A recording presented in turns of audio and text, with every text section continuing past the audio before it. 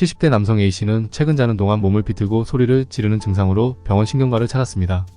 처음에는 수면장애 일종인 렘수면 행동장애인 줄 알았으나 자세한 병력 청취와 뇌파 검사 결과 뇌전증으로 확인된 것인데요.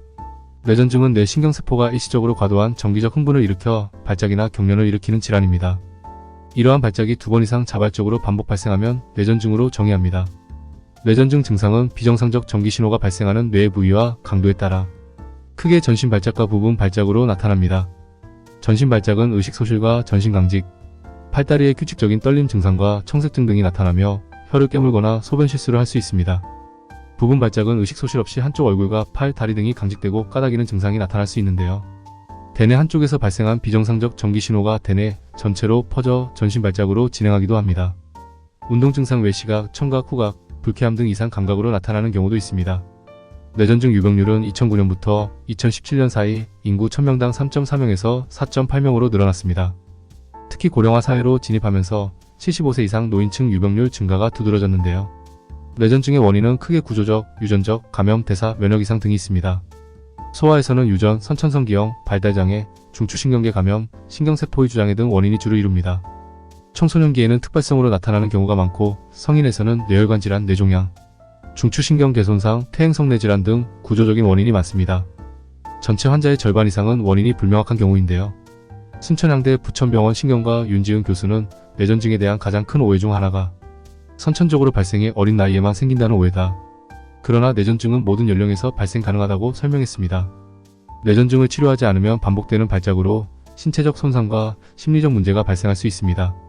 또 심각한 경우 발작이 5분 이상 지속되며 의식회복이 되지 않는 뇌전증, 지속상태에 빠지게 되면 심각한 뇌 손상이 생길 수 있으며 뇌전증 돌연사로 이어질 수도 있습니다.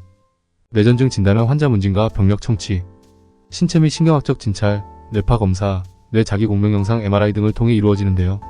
뇌전증은 특별한 유발 요인 없이 발생하는 비유발성 발작이 24시간 이상 간격을 두고 2번 이상 나타나는 경우 진단할 수 있습니다. 그 외 한 번의 비유발성 발작의 경우에도 10년 내 재발 위험이 60% 이상이라면 뇌전증으로 진단할 수 있습니다. 윤 교수는 뇌전증 발작과 유사하게 보이는 시신, 일과성화 혈증, 시민성 발작 등을 감별하는 것이 중요하다고 말했는데요. 뇌전증 치료는 주로 약물 치료가 이루어집니다. 약물을 규칙적으로 복용하면 약 70%의 환자에서 증세가 호전되고 관해에 이를 수 있습니다.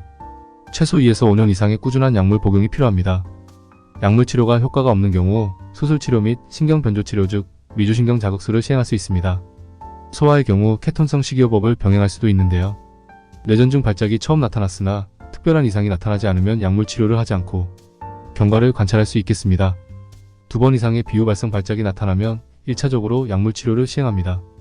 단 처음 발작을 하더라도 뇌파에서 발작파가 관찰되는 경우, 뇌 영상에서 구조적 이상이 관찰되는 경우, 신경학적 이상이 관찰되는 경우, 뇌전증 발작에 가족력이 있는 경우, 과거력상 뇌 감염이나 의식소실을 동반한 외상이 있었던 경우, 현재 활동성 뇌 감염이 있는 경우, 처음 발작이 뇌전증 지속상태인 경우는 약물 치료를 시작합니다.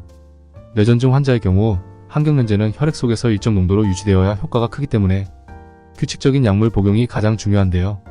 또 수면 부족이 발작을 유발할 수 있으므로 최소 7에서 8시간의 규칙적이고 충분한 수면을 취해야 합니다. 과도한 음주 또한 발작을 유발하므로 금주합니다. 발작 가능성을 고려해 뜨거운 물, 날카로운 칼, 물속 등 위험한 장소나 물건을 피하는 것이 좋겠습니다.